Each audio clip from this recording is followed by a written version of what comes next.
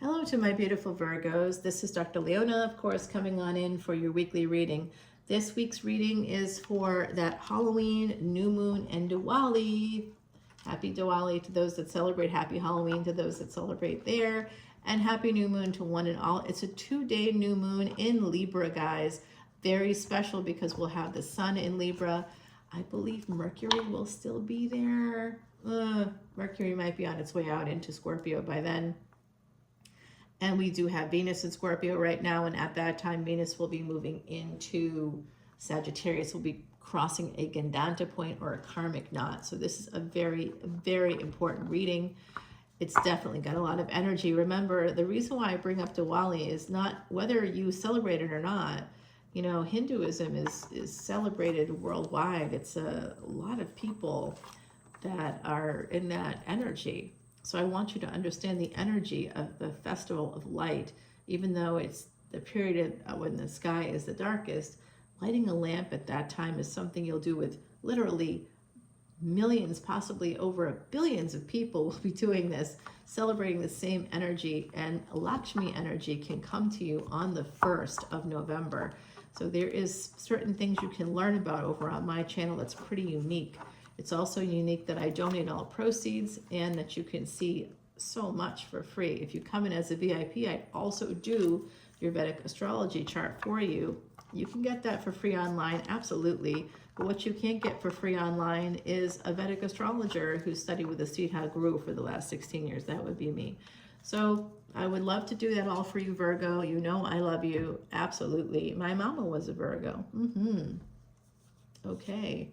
Yes, look at this. The Fool energy, that's Pisces, 2 of Wands. There's an opportunity for you to travel, to go abroad. Some of you, it's overseas, okay? 6 of 2 and 6 coming out. No, that's my synchronicity coming out right away. So this has to do with the past. This might have been an opportunity in the past, but some of you maybe... Oh, the other side just came through, guys. I'm a psychic medium, by the way. I get messages all the time. If you're new to the channel, welcome to that fun ride. The other side is here with me all the time. In fact, somebody here is saying the name Carol. I'm hearing Oetker. I think it's a last name. I'm Gregory, possibly another last name. It's not necessarily, they're just saying words and things, and it could be you that they're talking about, not necessarily their names. But I am seeing Rodriguez come out. And I am connected to that culture myself, so some of that comes out. Garcia, Jorge coming out now. Oh, and I'm also getting Shaolin is coming out. Also getting the word Tahar. Okay, Tahar. That's Arabic. Okay, all right, guys, that's all coming out. It's also a name, yeah. The other side saying, and it's a name. Yes, it's a name, right on. Oh, now it's like every time I say something, they keep calling out. Once I open that door, they won't stop. So I'm hearing Abdullah. I'm hearing that also. If you care about that. And there's also Christopher. Oh my God, it's gonna never end. Come on. All right, so we've got the World card here. Saturn turning direct. That's going to happen about 18 days or so from when this reading begins. And that'll be happening right around the same time as the full moon. Saturn direct for the last time in the next 30 years in Aquarius. It's a big deal because Saturn is the happiest there. Saturn's not a super happy planet because Saturn was abused as a child. All the planets, or grahas in Sanskrit, we treat them as people. They all have their own origin stories. And the origin story of Saturn is so, so sad. It really is, Virgo. Your ruling planet is Mercury, and you're like, why would I care about Saturn? Because you have Saturn in your chart. You have Capricorn in your chart. You have the Aquarius in your chart, and you have the 10th and 11th houses in your chart. And whatever house Saturn is in, you better believe there's some serious karma there. Big time. Okay, so what I see happening here is some communication coming in, Gemini energy, travel, transportation. I see travel coming in, world travel, global travel, overseas travel coming in for you. past life energy. Some of you are going to be traveling. Some of you are entering a Mars Mahadasha or Antidarsha. To learn more about that, come over to Patreon and join up as a VIP. I have so many videos. You won't believe. It's like a college course. I just dropped a 1 hour long video about Saturn going direct in Aquarius and the time frame and what that means and when it will happen again and what happened 30 years ago when it happened the first time for me, and that some of us won't even be alive when it happens yet again. And even if you are alive, you'll be like in your 90s or something, you know what I mean? Like you won't, or 80s, or it's like life is not going to begin for you. This is a moment, a unique moment for a lot of folks. And Jupiter and Uranus being together in Taurus is also a unique moment. I know that tropical astrology says that Jupiter is in Gemini, but if you use a star app, you can clearly see it is not. Just use an astronomy star app and it removes the mythology that surrounds a lot of tropical astrology assumptions, and not casting any shade on it. That's where I lived for a while because I live in the States. So Western assigns a lot of value to tropical astrology, but as an astronomer, as a person that I like, a science-based person, I'm looking up at the stars going, I see that constellation. I can see Jupiter. I don't see it being where the tropical astrology says. And I would just accept it as like, well, it's a different thing. It's not a real science. It's a pseudoscience. And I'm looking at real science and it's just something else, without understanding the origins of astrology actually come from the Vedas, right? So anything that pre-exists tropical astrology is where tropical astrology comes from, right? So why is it different? Because it was homogenized by Rome, by emperors like Julius Caesar, who created a calendar that was based on averages. They were all about taking control so that removes power from scientists, from astronomers and other scientists. No more science, guys. We're not going to base things on the actual cosmos. We're just gonna average it out and put a leap year every 4 years. Okay? How's that sound? Does that sound okay? Hey, and I was born in the month of July. I'm gonna add a day. All right? Oh yeah. Augustus Caesar is going to be my future takeover for me in the future. He's going to be born in August and he's going to add a day there. That's like all irregular, but whatever. It's a calendar. Who cares? We're in control. Let's keep the ball rolling. All right, Virgo. You get a little lecture there about that. Oh, I know. I'm obviously, I've got a lot of resentment about that. But, just men thinking that they can just change time. What? By the way, Sumerians were the first to create seconds, minutes, hours, and measure time in that way. And they were so precise that's why they included Ophiuchus in, because the sun does transit not through the whole constellation of Ophiuchus. Ophiuchus is right at the wedge there in the Gadanta point, or the karmic knot between Scorpio and Sag. So the sun does kind of transit there for a minute. It's not a full like 30 days or whatever, and or even close to a month. So it started to lose popularity because people stopped caring about math right around the time of Rome. All right. Okay, so in the past there may have been some juggling. That 2-6 energy coming up again. Really interesting that keeps coming up. I do see somebody possibly purchasing a home overseas. I know you're going, how is that even something I could do? I don't know, but I think you can do it, because if it's coming out in the reading, you have the ability to do it. Virgo, you have Ketu there right now with you. That is that south node. So there's some sense of detachment. You'll be able to easily detach from your debts. You'll be able to get out from under the debts. And within a year or so, like during this time, when the transit started, it was October 30th of 2023. It was last year when this transit started, and it ends in 2025. It's usually about an 18-month transit. When it started, I had no debt. So over the course of really, I had no debt. And then in the spring, I was moving, and that's when the debt happened. I was like, it really has grown quite a lot because of interest rates on credit cards. I wasn't able to pay off $10,000 for moving costs right away, because I'd been because of the transit, I've been trying to take out monies to pay off any credit card stuff that popped up, right? And it was my bills always go on the credit card to build miles for plane, whatever. Anyway, I have a lot of Jupiter in my chart in that energy of travel, where you'd be traveling a lot. So I travel a lot as a result. And of course, I'm dedicated to getting miles on credit cards. And so all my bills go through there, which is bad if you have like all of a sudden a $10,000 moving cost, and then you can't pay it all off. And so there's interest rate that builds up, and it's a pretty decent game the credit card companies run.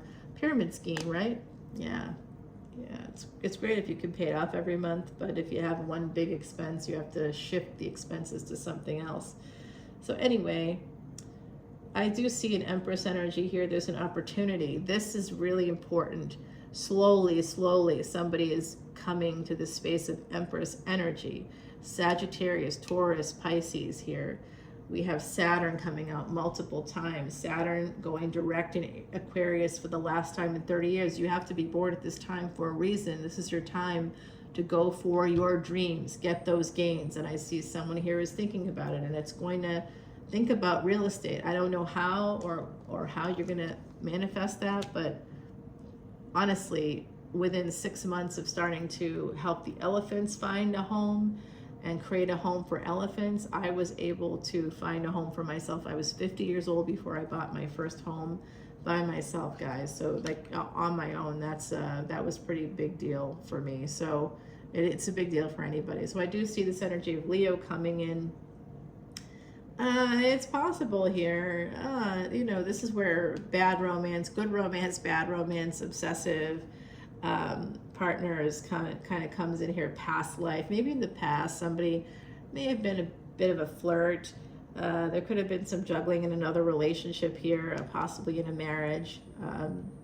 You may end up meeting somebody here. Justice, Libra energy. The sun is currently in Libra. Venus rules Libra. We have all that here coming out in your reading, my beautiful Virgos. With this Queen of Wands energy, that could be you. This is a person that's the physical manifestation of the Empress, the energetic Empress, someone really empressing up here. Oh, snap. That sucks. Someone could have Scorpio placements. You're here because you have Virgo placements. But you could also still have the sun in Scorpio, right? Like you could still have Saggy or Leo placements. It doesn't matter. Mercury here. You could be getting a message about somebody passing. All right, Mars and the sun together. Someone could have a Mars-Sun conjunction in their chart. There is an ending here. This is squarely over the Four of Wands. That's a marriage card. So there's an ending here.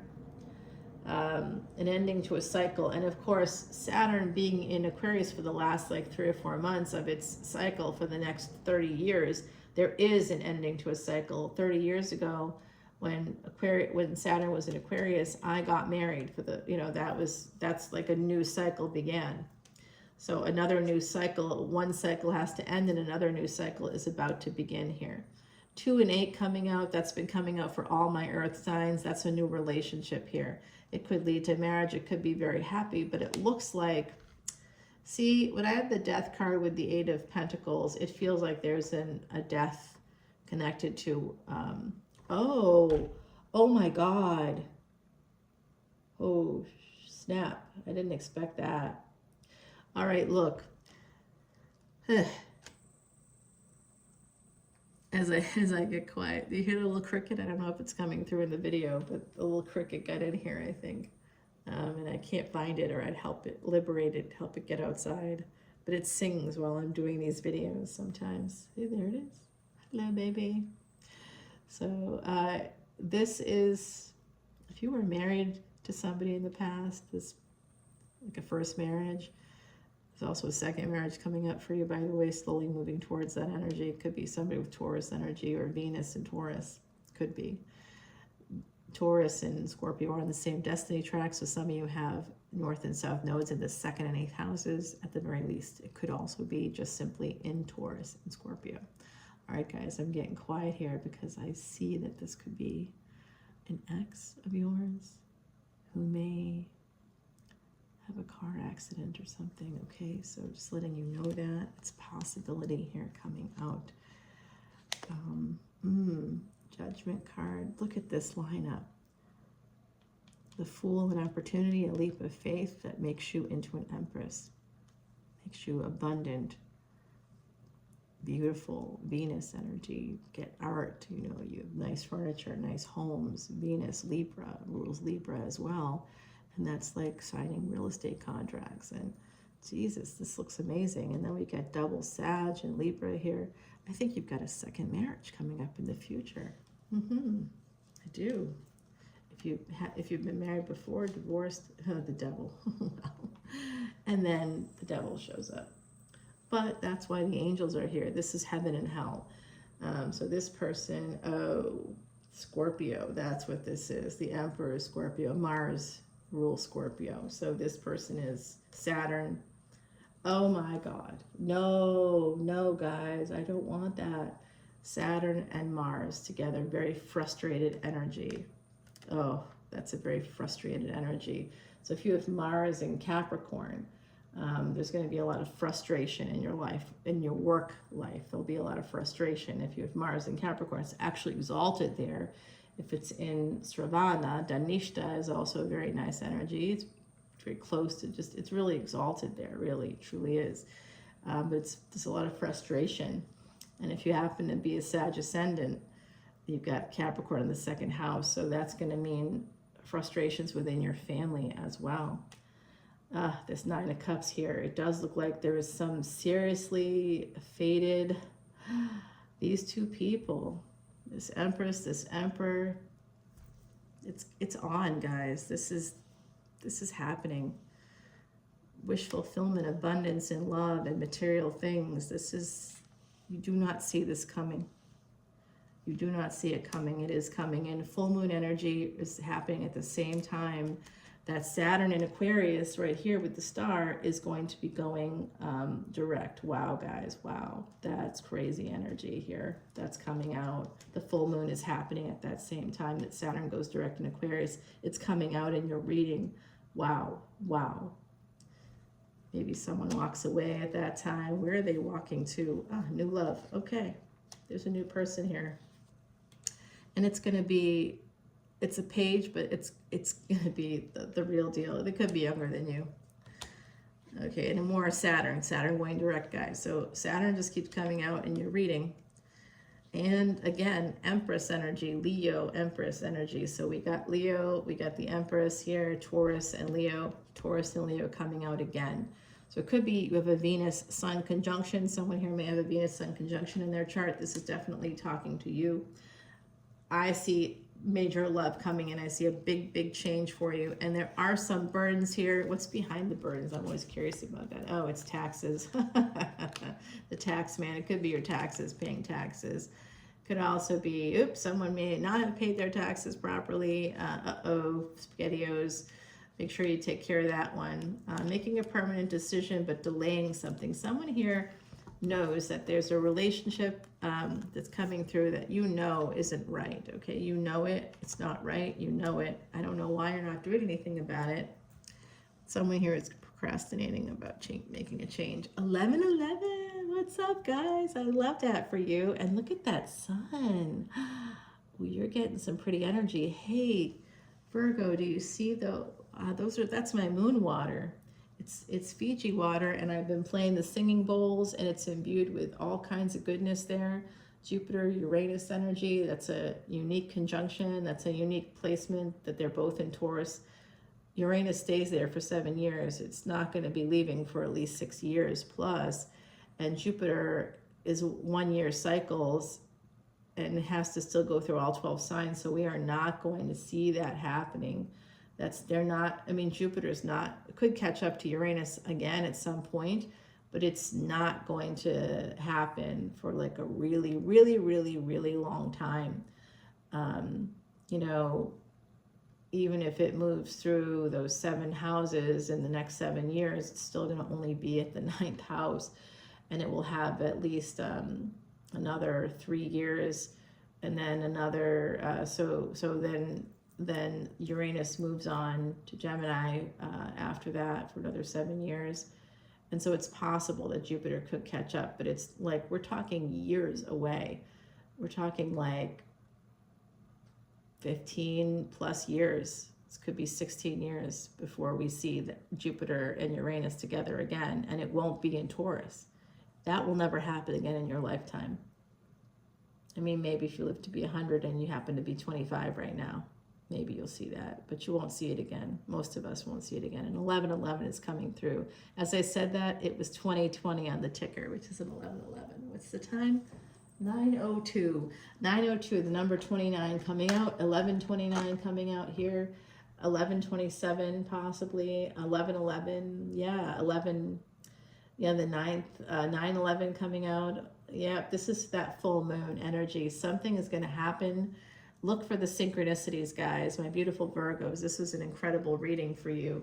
I see a lot of travel, foreign travel. I see somebody here meeting somebody. It's fated. It's there's angels surrounding you because the devil is an angel as well. So the devil is coming in. It could be career too. There could be a second wind in your career. Somebody could be making some kind of career change as well. I see like this new love. Ultimately, all of this results in some new love. So if you're traveling overseas, just keep your eyes open. You could meet somebody from overseas locally too, like somebody that's traveling. You know, you could meet them. I see an energy here of somebody passing as well. It could be someone passing. It could also be somebody that has a Mars Sun conjunction in the 12th house. Okay, there's somebody here with a Mars Sun conjunction in the 12th house. There was an ending here also between an Emperor and a Queen of Wands. The Queen of Wands is a physical manifestation of the Empress. So the Empress may have said goodbye to this Emperor, and this Emperor might be like, oh, hell no, I'm not letting her go. You know, or trying to like develop a plan. If they're very quiet, when people that have narcissistic personality disorder get quiet or start to be conciliatory, all they're doing is planning your demise. That's what they're doing. They're planning your demise. They're planning to destroy you in some way. Maybe they won't, maybe they haven't gone homicidal yet, but I do work in a field where I'm telling you that is what happens. There's a flip. A secondary psychopathy can start to happen for these people. So be careful with this person. The devil and the death card in your reading, be careful. Okay, just be careful. All right, let's clarify that 10 of Wands. It's staring me right in the face. I want to know what those burdens are. I want to know what this is happening here for this Empress. You have to be strong, which is telling me that there's like, in order to make a change, you're going to have to like stand your ground. You're going to have to do something extraordinary here. I do see this really interesting energy popping up right there. I hate when the other side does that. They turn the cards while putting them down. Stop that. Okay, so we have this energy of the death card with the sun. That's bothering me. It really is bothering me a lot. There is an ending here between an Empress and the Queen of Wands. And that could be an affair also for someone here. Virgo, unfortunately, the 6th house is where we find those third parties, friends, frenemies, hidden enemies, third parties. We also find health and medicine there. We can also find financial debt, karmic debt. So somebody is also watching you, just so you know. There could be somebody with this energy of the sun and obsessive love. There could be somebody from like an ex is watching you on social media, and some of you are going, yeah, I know. I mean, I could hear you. Yeah, I hear you saying, you know, yeah, I know. Yep, you are being watched by that person. Just be careful, because I don't like the death card and devil showing up in the same reading. That's bothersome to me. But I do see overall, you're going to Empress way up here. There's a real big chance of you just absolutely taking charge, taking control. Do you want to know who this stalker is? Let's put down some cards right there. All right, I'm going to just find out who that stalker is. That's bothering me. I don't know why, but that person is, their energy is, because they're, you know, because they got a box of tissues, you know what I'm saying? Like, it's that energy. I don't like that. Let's find out who that is. 1111, though, is telling me that y'all have someone coming forward. I do think some of you were alive during the time of Constantine. That's coming through right now. Okay, someone here might have been born on the 27th, born on the 11th. Okay, we're going to get advice from the universe right there. We've got the Emperor's thoughts here. That person, there was an ending between an Emperor and Empress. Find out the Empress's thoughts, and then the relationship between them. We're going to pick up on that energy. And then I see somebody meeting a brand new person. Okay, there's a brand new person here, a younger person coming in for you. I also see an older relationship that someone may need to get divorced or has gotten divorced. We're going to find out more about that right there. And then finance and career will be right here, down here, guys, by the singing bowl where the voodoo dolls are, okay? Finance and career, right there, guys. Beautiful energy. The bottom of this deck is Four of Pentacles, someone holding on to the past for sure. Eight of Wands and the Chariot. Yeah, it is this Emperor. They're real guarded. They feel betrayed. Oh, you know why? Because how dare some woman say no to me? That's the energy I'm getting from them.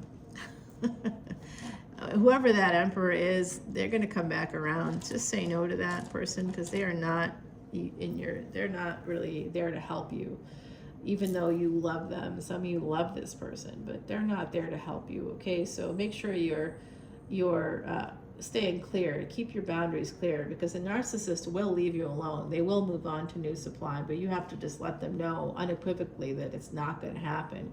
And the weird thing is, we begin fawning when we think. Fawn, freeze, fight, flight all come from the lizard part of our brain.